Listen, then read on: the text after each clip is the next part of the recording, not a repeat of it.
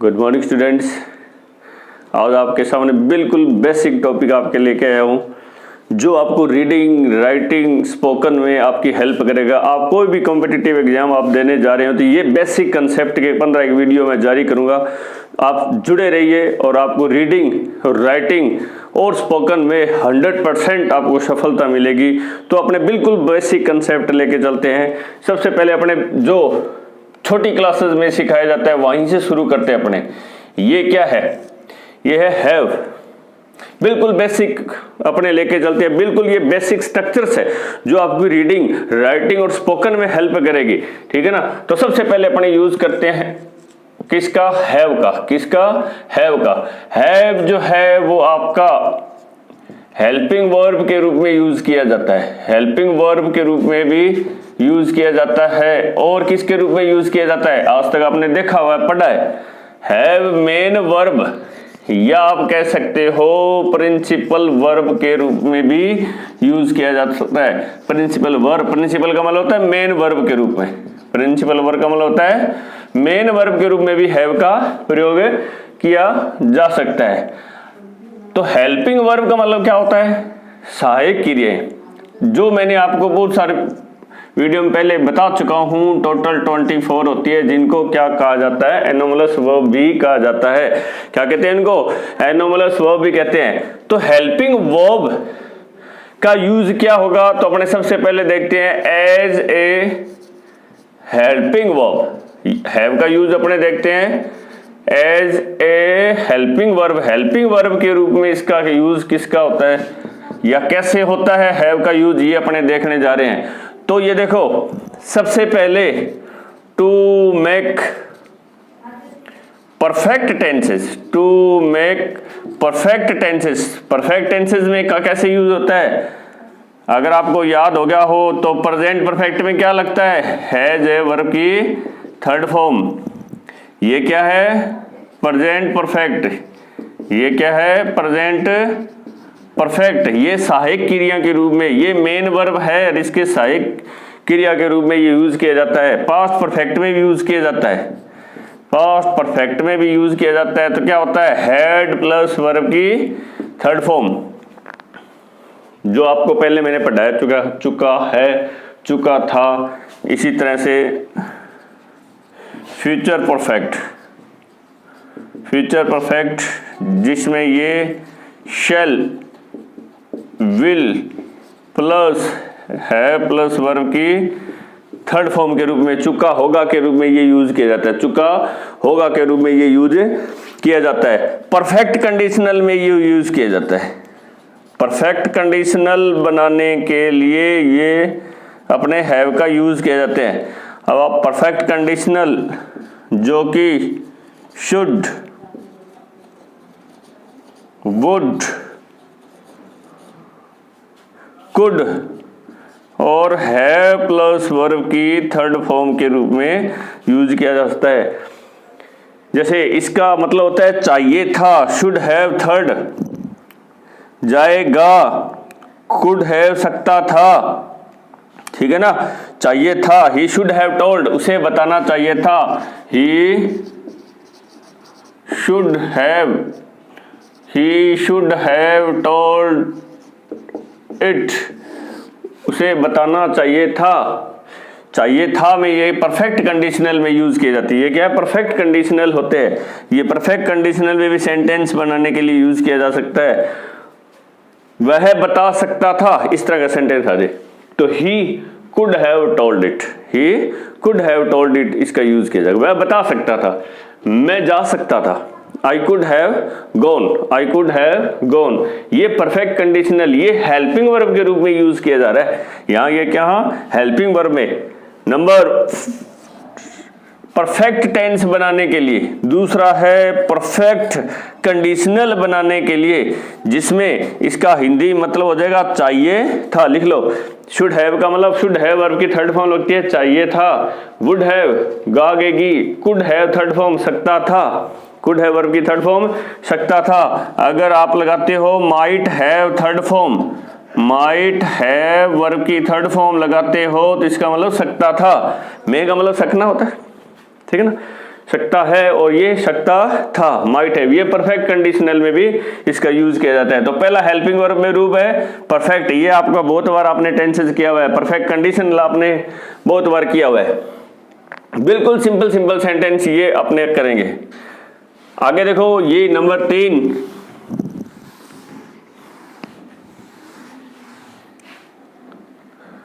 Number 3 है आपके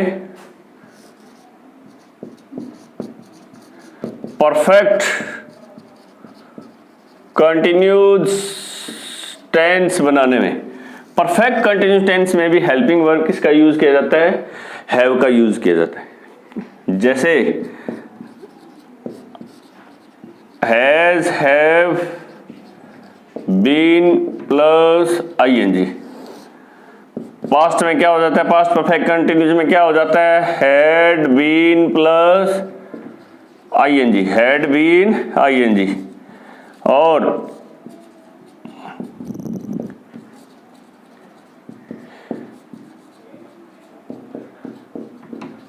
ING, इनका मतलब आपका रहा है। अगर आपने टेंस वाले वीडियो देखे होंगे तो ये बताने की आवश्यकता नहीं होगी, रहा था, रहा होगा। मतलब ये जो हेल्पिंग वर्ब है वो आपके परफेक्ट कंटिन्यूस टेंस बनाने के लिए भी यूज की जाती है।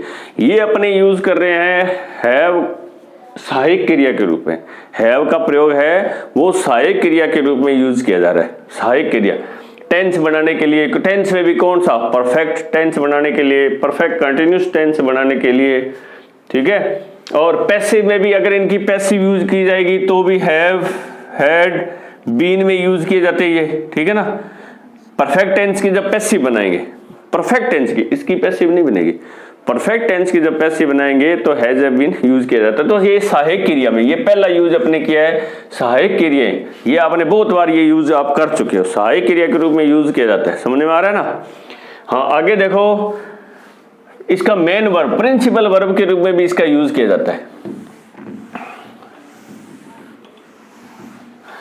प्रिंसिपल वर्ब के रूप में भी हैव का यूज किया जाता है। तो लिखे as a principal verb, as a principal verb. Principal verb मतलब मुख्य वर्ब के रूप में। यहां एज का मतलब होता है के रूप में, के रूप में, सहायक क्रिया के रूप में इसका भी यूज किया जाता है। तो हैव के मीनिंग क्या होंगे? सहायक क्रिया में अगर आपने पढ़ा है तो हैव के क्या क्या मीनिंग होते हैं, क्या हो सकते हैं? सबसे जो ज्यादा आपने पढ़ा है, हैव का मतलब होता है रखना। हैव का मतलब क्या होता है? रखना। तो मैंने इंग्लिश में लिख दिया टू पजेस। और भी आपने सुने होंगे, हैव का मतलब ईट भी होता है। हैव का मतलब ईट भी होता है। आप सोचोगे सर ये हैव और ईट क्या हो रहा है? हैव का मतलब ईट भी होता है। हैव का मतलब टू सिट, बैठना भी होता है। हैव का मतलब होता है टू इंजॉय। हैव का मतलब क्या होता है? टू इंजॉय, आनंद लेना, बैठना, खाना। टू गिव ए पार्टी, क्या देना? दावत देना, पार्टी देना, ठीक है ना। Take a meal, take a मील, भोजन लेना, टेक ए मील, भोजन लेना। इसका मतलब होता है टू एनकाउंटर। टू एनकाउंटर का मतलब होता है सामना करना। वैसे एनकाउंटर का मतलब क्या होता है? To kill. एनकाउंटर मतलब होता है टू किल, मारना भी होता है, ठीक है ना। तो यहां एनकाउंटर का मतलब सामना करना। एनकाउंटर का मतलब होगा सामना करना। सामना करना वो भी किसका? कोई भी परेशानियों का, ट्रबल्स का, ट्रबल्स का, चुनौतियां हो, हर्डल्स हो, बाधाएं हो, उनका अगर सामना करते हो तो हैव का प्रयोग एनकाउंटर के रूप में किया जाता है। आई am having these troubles now A days. आजकल मैं इन परेशानियों का सामना कर रहा हूं। आई एम हैविंग, ठीक है ना। आई am having these challenges now A days, मतलब इन चुनौतियों का मैं क्या कर रहा हूं। वहां हैविंग का मतलब क्या हो जाएगा? सामना करना। हैविंग का मतलब क्या हो जाएगा? सामना करना। ये पजेस के मतलब आपने बहुत छोटी छोटी बातें करने के लिए छोटी छोटी क्लासेस में आपने हैव का I have a car, I have a buffalo, I have a cow बहुत सुने होंगे कि मैं एक गाय रखता हूं, ठीक है ना। आई am having my food, I am having my food, it means मैं अपना भोजन कर रहा हूं। प्लीज हैव योर सीट, अपने कहते हैं ना कोई अगर अतिथि आता है तो अपने क्या कहते हैं, please have your seat, it means to sit या to sit. To enjoy, I am having my holidays, I am having my holidays, इसका मतलब क्या हो जाएगा, I am having my holidays, it means क्या हो जाएगा कि मैं अपनी छुट्टियों का आनंद ले रहा हूं, मैं अपनी छुट्टियों का आनंद ले रहा हूं। I am having a party tomorrow, कल मैं एक पार्टी देने जा रहा हूं, ठीक है ना। तो ये हैव के मीनिंग, यहां हैव क्या है, मेन वर्ब है, मेन वर्ब है वो देखो, ये मेन वर्ब है, इसकी सिंगुलर फॉर्म हैज है, ये फर्स्ट फॉर्म है, ये क्या है फर्स्ट फॉर्म। सेकंड फॉर्म क्या होगी, हैड, थर्ड भी क्या होती है, हैड, और वी फर्स्ट आईएनजी इसकी क्या होगी, हैविंग। अब हैविंग होगी, हैजिंग नहीं होगी, इस बात का ध्यान रखना, सिर्फ इसमें हैव में आईएनजी लगता है, इस सिंगल फॉर्म में हैज में आईएनजी कभी भी नहीं लगता। First form, second form, third form और फर्स्ट, इनको क्या कहते हैं, फर्स्ट फॉर्म को प्रेजेंट टेंस, इसको पास्ट टेंस। थर्ड फॉर्म हमेशा क्या कहलाती है, पास्ट पार्टिसिपल, क्या कहलाती है, पास्ट पार्टिसिपल, इसको क्या कहते हैं, प्रेजेंट पार्टिसिपल, इसको क्या कहते हैं, प्रेजेंट पार्टिसिपल। जैसे आपके सामने मैं उदाहरण लेके चलता हूं कि मेरे पास एक कार है, तो आई हैव ए कार, ठीक है ना। अब ये आपका क्या है, अफर्मेटिव सेंटेंस है। अब मैं ये कह दूं मेरे पास कार नहीं है, तो क्या होगा, इस हैव में आपके नोट नहीं लगेगा, इस हैव में आपके नोट नहीं लगेगा, ठीक है ना, इस हैव में आपके नोट नहीं लगेगा। क्या लगेगा, I don't have a car, I don't have a car. अगर इसका इंटरोगेटिव बनाओगे तो क्या हो जाएगा, do I have a car, do I have a car, do I have a car. और negative, don't I have a car, question mark. ये देखो बिल्कुल, अब ये मेन वर्ब है, ठीक है ना, ये मेन वर्ब है, मेन वर्ब के आगे आपके हेल्पिंग वर्ब लगेगी, न कि इसमें मेन वर्ब में लगेगी, ठीक है ना।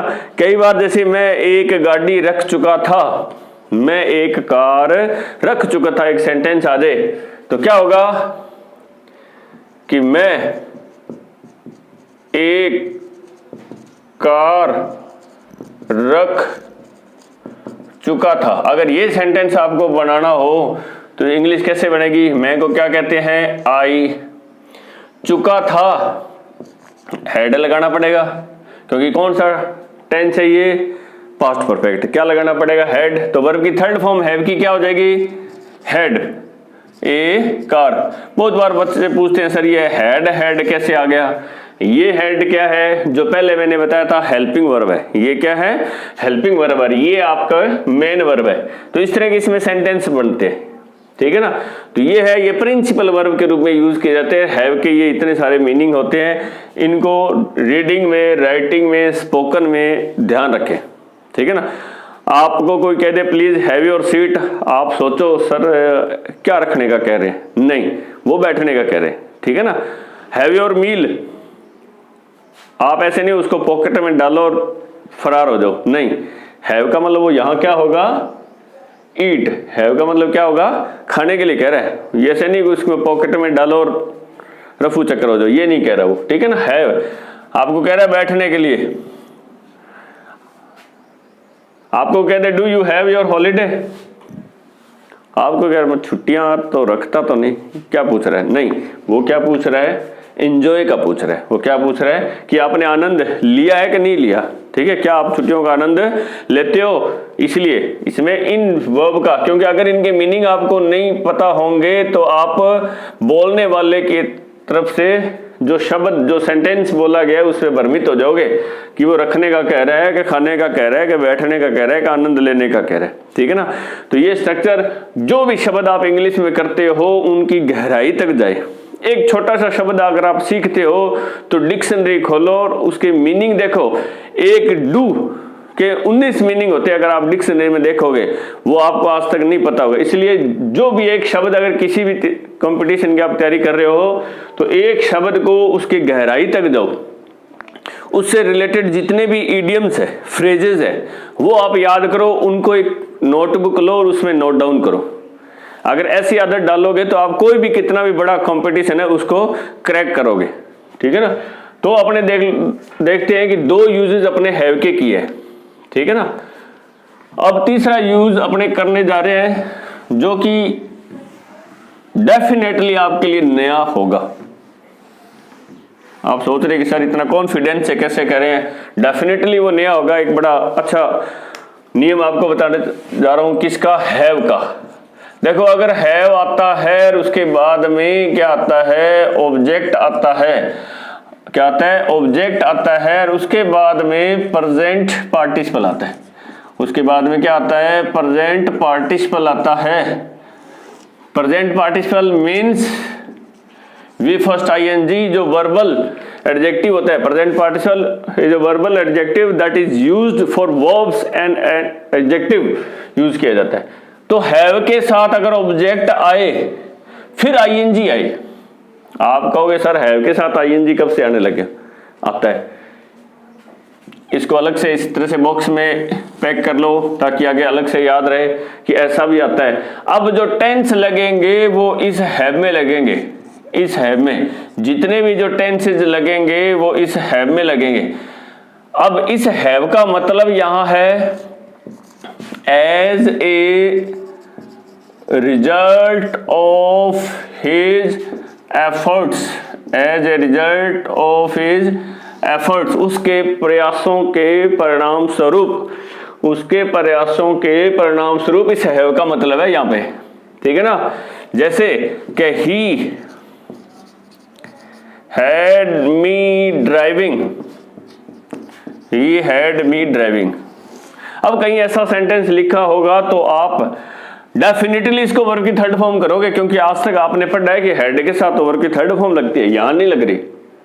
इसीलिए बेसिक जो स्ट्रक्चर्स है वो आपको अभी इन वीडियोस में आपके जारी करूंगा, जो आपको रीडिंग में, आपको राइटिंग में, ठीक है ना, स्पोकन में और बकायदा लिसनिंग में भी आपकी हेल्प करेगा। लिसनिंग में अगर आप न्यूज सुन रहे हो और इस तरह का सेंटेंस वो बोलेगा तो आपको डेफिनेटली समझ में आएगा कि हाँ वो क्या बोला जा रहा है। हाँ, अपने न्यूज सुनते हैं तो अपने शब्दों को सुनते हैं, अपने एक बुक भी पढ़ते हैं, ठीक है ना, एक पेज आप 10 लाइन भी पढ़ते हो। तो आजकल क्या हो रहा है, एक जनरल रीडिंग हो रही है। बच्चों को ये नहीं पता होता कि इस सेंटेंस का हिंदी में अर्थ क्या होता है। हाँ, इंग्लिश आपको पढ़नी आती है, इंग्लिश आप बिल्कुल एक्यूरेटली पढ़ रहे हो, विद करेक्ट प्रोनाउंसिएशन आप पढ़ रहे हो, बहुत अच्छी आपको आती है, पर आपको हिंदी अर्थ उसके नहीं आती। यही वजह है कि आप रीड नहीं कर पाते अच्छी तरह से। और जब तक आदमी प्रॉपर रीडिंग नहीं कर पाता तो राइटिंग कैसे कर पाएगा, क्योंकि आपको उसका एग्जैक्ट मीनिंग नहीं पता, ठीक है ना। तो ही हैड मी ड्राइविंग अगर ये है, इसका मतलब उसने मुझे ड्राइविंग करना सिखाया, या उसके प्रयासों के परिणाम स्वरूप मैंने ड्राइविंग करना सीखा। ये होगा कि इसका मतलब क्या होगा कि as a result of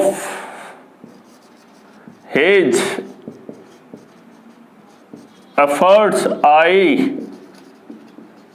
learned driving, I learned driving, I learned driving. अगर यहां मैंने वर्ब की सेकंड फॉर्म ली है इसलिए मैंने यहां पे वर्ब की सेकंड फॉर्म यूज किया है। अगर मैं ये कह दूं ही इज हैविंग मी, के प्रेजेंट कंटिन्यूस में मैं लेके चलूं आपको कि he is having me driving, he is having me driving, तो क्या होगा, as a result of his efforts I am learning, I am learning, मैं सीख रहा हूं how to drive, how to drive, कि मुझे ड्राइविंग कैसे करनी है ये मैं सीख रहा हूं।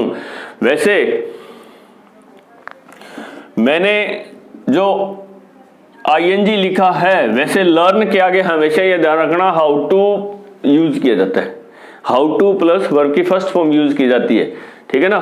ये मैंने आईएनजी इसलिए लिखा है ताकि ये आईएनजी आपको समझ में आ जाए, ठीक है ना, ये आईएनजी आपको समझ में आ जाए। समझ में आ रहा है ना। तो देखो, उसके प्रयासों के परिणाम स्वरूप ही हैड मी, उसने मुझे सिखाया।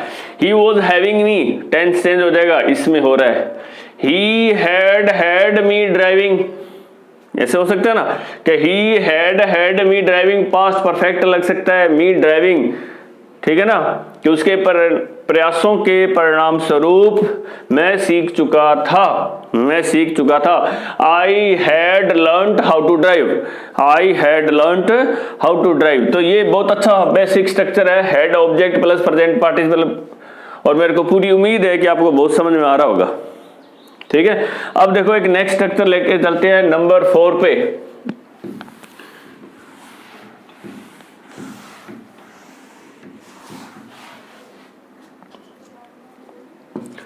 देखो, हैव के बाद अगर कोई भी ऑब्जेक्ट आता है और उसके बाद अगर क्या आता है, पास्ट पार्टिसिपल आता है। क्या आता है? पास्ट पार्टिसिपल आता है।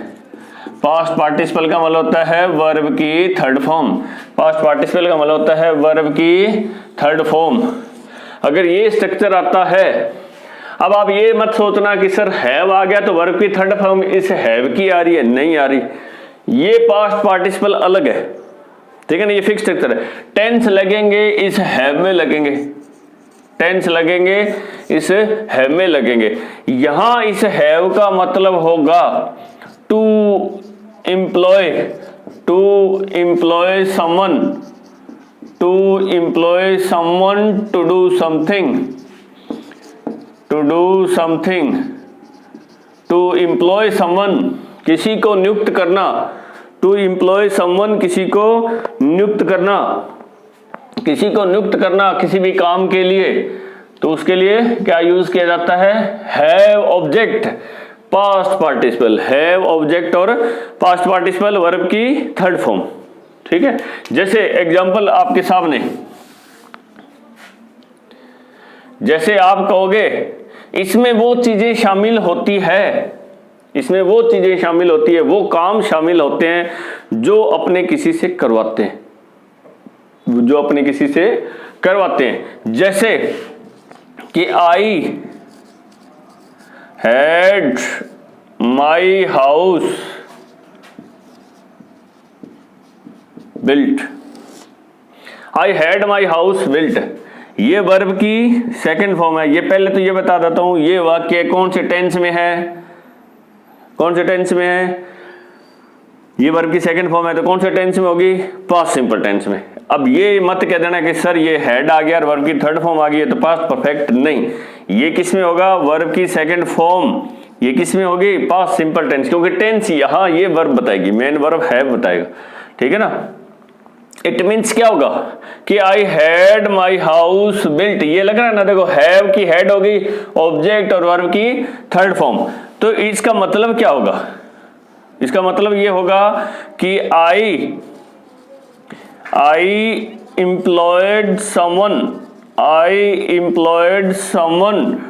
To build my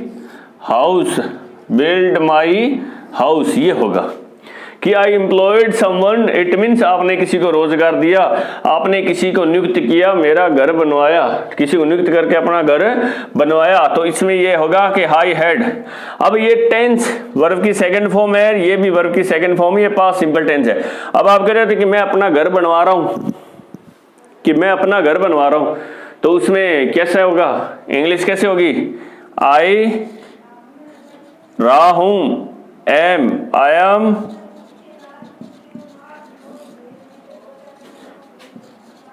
I am having my house built, I am having my house built. Tense इसमें चेंज होगा, बार बार कह रहा हूं, इस हैव में टेंस आपका चेंज होगा, ठीक है ना। ये नाउन आएगा, ये वर्ब की थर्ड फॉर्म में कोई चेंज नहीं होगा। यहां हैव का मतलब होता है किसी से बनवाना, कुछ भी चीज किसी से करवाना। देखो हैव की जगह गोट भी यूज किया जाता है, हैव की जगह गोट भी। हैव का मतलब होता है टू एम्प्लॉय समवन। अगर यहां इस स्ट्रक्चर